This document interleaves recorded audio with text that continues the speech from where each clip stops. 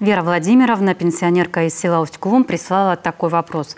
В соседнем с ней доме никто не проживает, участок зарос бурьяном и борщевиком. Хозяева давно умерли, наследник отказывается вступить в наследство.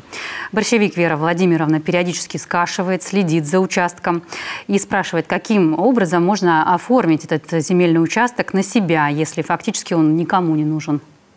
Ну, здесь мы с вами уже слово такое произносили в эфире: выморочное имущество.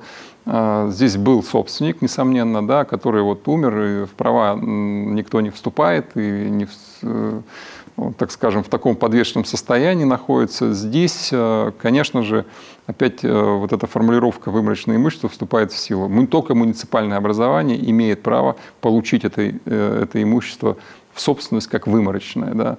И когда появится собственник в лице муниципального образования, появляется основание вам, как, скажем, заинтересованному лицу, обратиться к собственнику, то есть к муниципальному образованию, за получением этого земельного участка в аренду, в собственность, в зависимости там уже от обстоятельств. Поэтому только так.